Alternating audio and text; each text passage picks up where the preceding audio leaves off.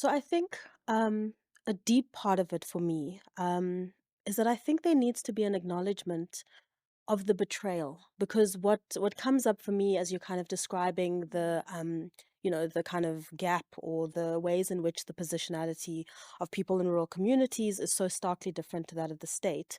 The word that keeps kind of surfacing for me is betrayal. I Mm, think that what we're seeing is what it looks like when people betray the very people that they fought for, the very people, who are part of the communities from which they themselves emerge.